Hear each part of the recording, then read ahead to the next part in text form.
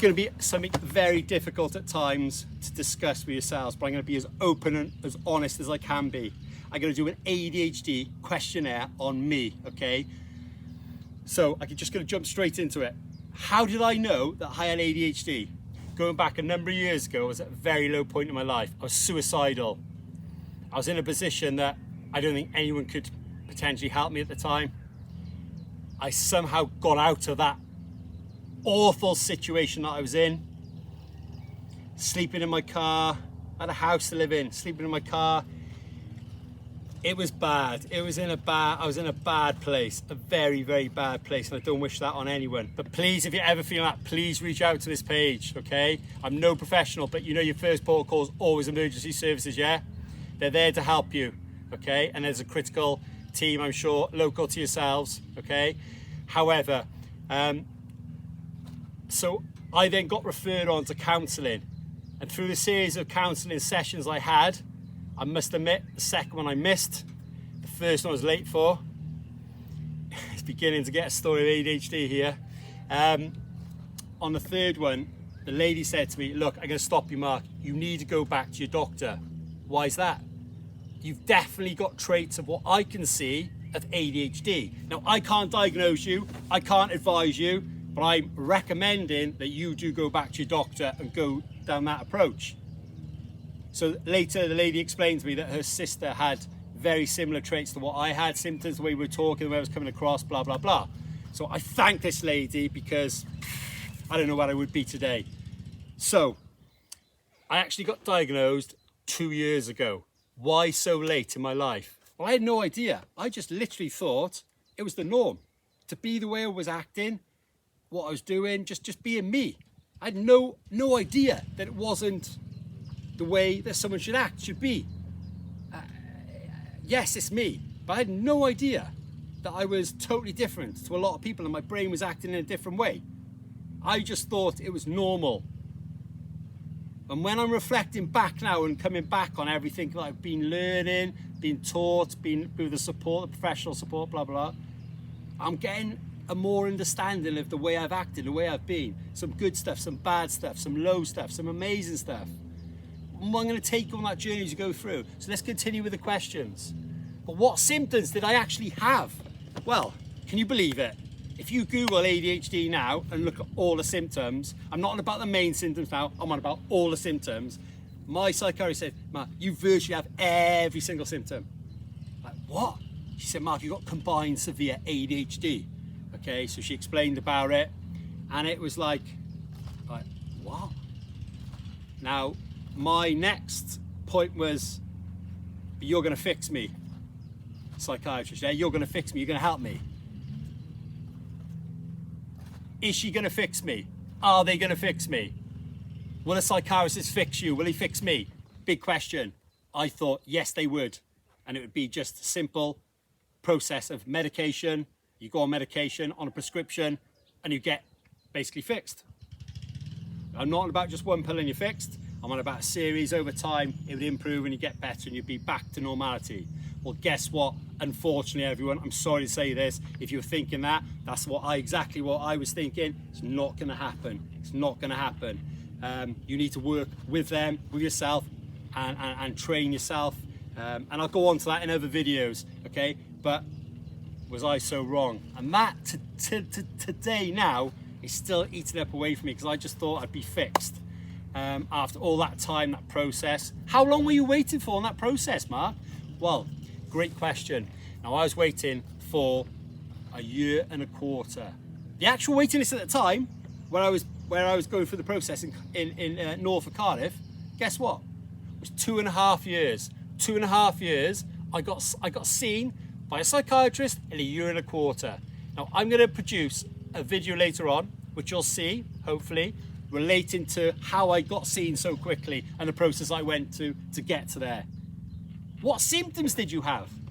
Well, I just thought I was normal, as I said earlier. I thought I had what everyone else had in terms of the way they are. But I can tell you now, the concentration levels, appalling, absolutely appalling. Fidgeting all the time. Interrupting, that's a massive one, interrupting. I even interrupt myself. yeah, interrupting. And reflecting back as we're talking through these with the psychiatrist, I'm thinking, yeah, that happens all the time. And is it normal? And reflecting, like, the more I reflect about it, it's like, it's not. But it's constant with me. It's constant. Being overwhelmed, easily overwhelmed at times. And one massive thing, emotions. Now, I'm not saying if you're not diagnosed, you're undiagnosed, or potential on the list away. I'm not saying that these symptoms you may have. You may not have them, because everyone doesn't have them. Every single one, or they have a few, or whatever. It's all different. Everyone, as you know, is different. But yeah, for me, the whole list, I'm just like thinking now, like, what other outbursts, like just literally, like, I don't know, like just these outbursts, these regular outbursts, and these lows and highs, suicidal. The list goes on. There's just like a huge amount. Eating, like binge eating, like like excessively eating. Like, I just thought, like, people do that. It's just like the way people do it. But like, and then eating at stupid times and not sleeping properly. Sleeping's horrendous. So they're a lot of the symptoms. I know I've missed symptoms, and I'm not planning, or I haven't got any organised. It's just like it's all reeling off. As I said, it's non-scripted. But with regards to that, I will definitely 100% be producing a video on the symptoms which I had, which will follow on from this video. Okay, you'll have another video on this. So we've got the symptoms, coping mechanisms. How do you cope with those symptoms? How do you cope with life with an ADHDer? Well, a severe ADHDer. How do I cope? Well, to be honest with you, I have tried and tested a lot of coping mechanisms. Not all of them, but a lot of them. And I tell you what, some have worked, some haven't worked. I'll just give you an example. I've already touched on it on my introduction. Outdoors, absolutely. Oh, it's the best. Being outdoors, I love. It helps me, gives me a dopamine hit, and it just makes me feel good. But we all know it's a short-term fix. It's not long-term, short-term. And I say to anyone, yes, I'm in a country, but it doesn't matter if you're in a city, in a town, even in a country, by the season, whatever. If you just get out for like, I'd say like 10, 15 minutes a day, just to get out, even if it's round the block and back, whatever it may be, get some fresh air, because I'll tell you what, it helps. And I keep on saying it's a short-term fix, but it does something, and it helps me personally. So if it can help you, fantastic. But I say, it may not help you. It may not help you at all.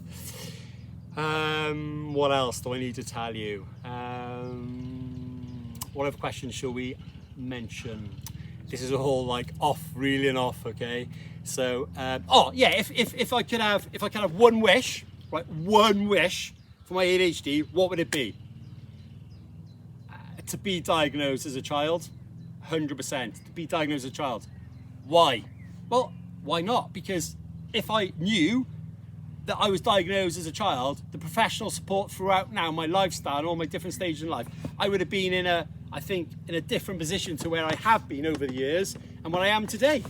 I think it would have been, yeah, fantastic. And do you know what? This is one thing, and it's one thing I'm going to produce a video on is children with ADHD, because seriously, like if there's adults too, undiagnosis, the consequences of not being diagnosed, what can lead to and what can happen, can be devastating. I mean this, okay? And I'm going to do a video which I think is going to be really powerful about my experiences, okay? And other experiences I've heard about, okay? Which I'm going to share with you in another video soon. So that one wish would be, however, because I can't have that wish, I can't go back on time. If I can have one now to help me where I am to date, would be to control my outbursts around my family.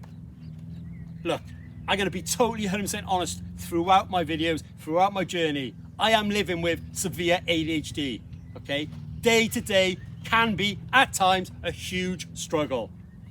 And outbursts can be devastating, because I know verbally can be as worse than physical, okay? But I have to take myself out of situations at times. It's not nice, but I'm being open and honest. I'm getting support, I'm getting help, which is great. But that's one thing I could wish that could be taken away from me is outbursts, because I'm fortunate and very blessed and lucky that I've got a very loving, understanding, supportive family. And I have to step outside, get the fresh air, go for a little walk, and calm down, which can be difficult at times. I know that, especially when you're in that low area and you don't want to do anything. I understand. I really do understand. Okay, and I know there's worse conditions than us, but we're here to talk about our ADHD family, and we're hopefully going to help each other as the journey and time goes on. What else do I need to say? So outbursts. So yeah, if I could have that one wish, that's what it would be. So if there's anyone wants to add any questions, I know it's a brief Q&A, okay? It's all new to me, YouTube, as I said. Please, please, please, just write some questions down below and I will come back to you and put my honest opinion, my views on the way I've experienced stuff so far. I'm going to produce a lot more videos now. We're going to go back to the symptoms in more detail, examples of real life examples, okay? I will be showing you, going through there, and then we'll move on to more and more videos as time goes on. The good thing is, everyone, at the end of the day, if you need to pause these throughout, just stop, pause. You can watch them again. It's no problem at all whatsoever. Don't put pressure on yourself, because I understand. I know we're coming to the end of this video now, but I just want to say thank you very much for listening. And the next video will be all about ADHD symptoms that I've experienced, okay? And then after that, we'll be looking at coping mechanisms. Also, throughout this as well, I'll be taking you around the farm, introducing to the animals and explaining a lot more about me, and you'll see my day-to-day life as time goes on. Hope this has helped. It's been a brief intro and a brief understanding, brief Q&A about me. So I'm going to leave you to it. Hope you're having a great week so far, and say take care all, and thanks for your time.